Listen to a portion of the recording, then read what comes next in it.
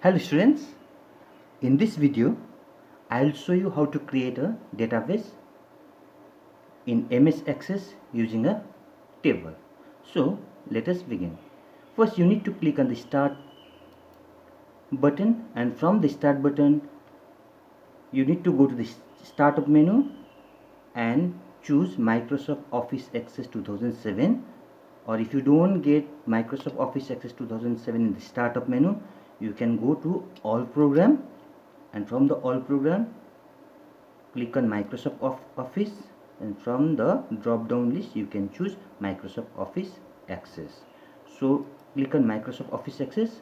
So this is the Microsoft Office Access window. Now you need to give one name for a database. So let me create one database, and let me create a database for say student information sheets. So click on blank database in this icon. Now if you go in the right hand side, you need to give one file name here. So you give one file name, say let me write down student info, suppose student student info or student information. So this will be my database name, and click on create button just below it. So now your database has been created with the file name student info. Now what you need to do here is you need to create a table, or you need to design a table. So for creating or designing the table, first we need to go to the view menu.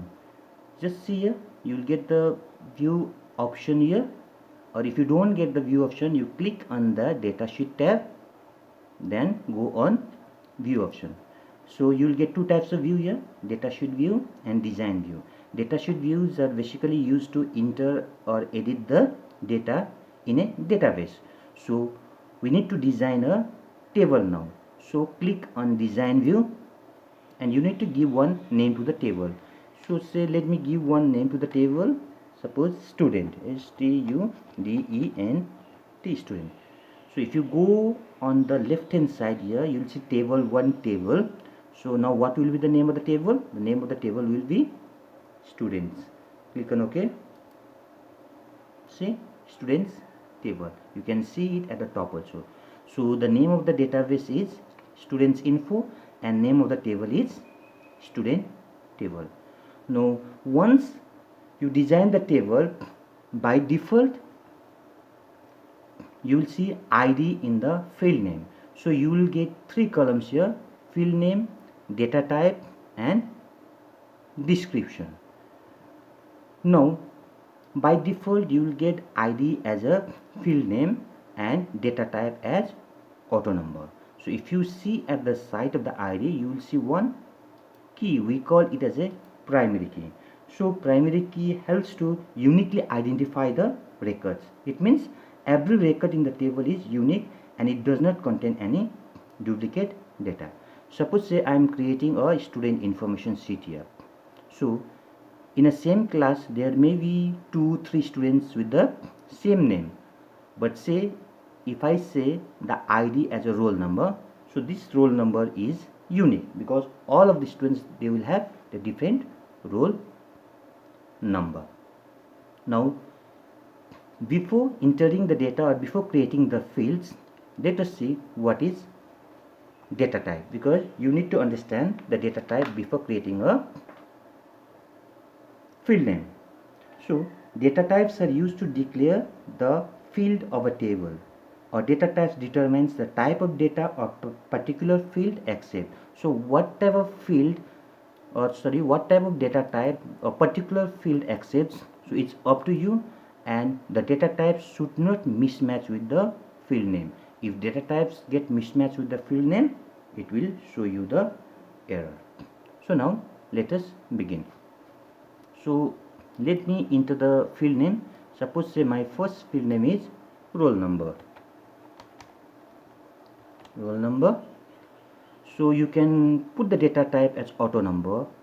If you place it as an auto number. Automatically the number will change. Or you can go from the drop down list, you will see lots of data type, text, memo, number. So you can use anything else. You can use it as a number, or you can also use it as a text. Text means it will take the alphanumeric value. It will take both text and number. So you can either click on text or you can put it as a number. Say my second field name is first name.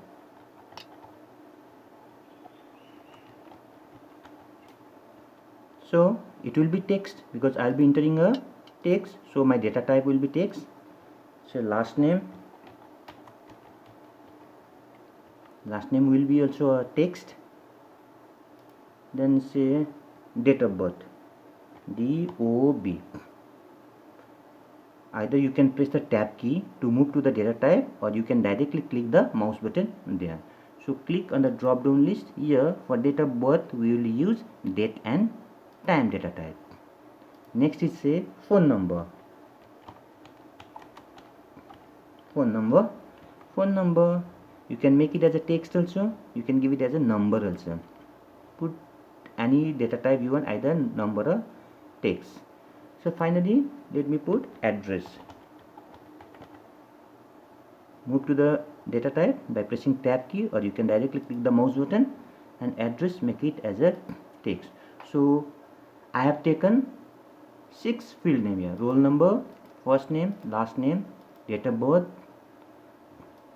phone number, address, and I have assigned the data type for each and every field. In description part, this description column is optional. So if you want, you can write any comments about the particular field, or you can leave it blank. So now finally I have created a table with 6 field names and I have entered the data type. Now I will go to the view option and click on datasheet view, because now I want to see how this table exactly look in a database. You need to save it, so click on yes, see. So roll number, first name, last name, date of birth, phone number, address, all these are my fields name, and this is a table. Now you need to enter the data for each and every field. Now you can increase the column by just going in between the boundary of the 2 columns and pressing the left mouse button. Say roll number, let me enter few data. Roll number 1, say first name Saurabh, last name Datta. In date of birth you can go and click here. From here you can use it whatever you want, but July, you can choose accordingly. It will come. Phone number. Now see, in phone number the data type I have mentioned is number. I cannot use it as a text. I cannot write anything that consists of text value. If you move to the next one, it will show you the error that the value you entered does not match the number data type in this column. Why? Because the data type you have mentioned is number and you are entering the text. So in this way the data type mismatch with the field name. So you can put any number here and you can write down the address.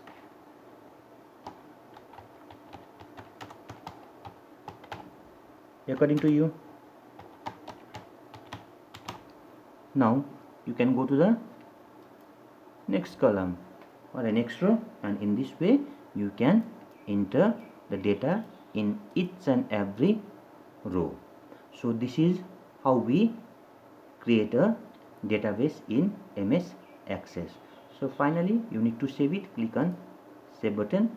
Your database gets saved. So in this way we can create a database in MS Access. I hope you have understood it. So I want all of you to practice it at home. Thank you, children.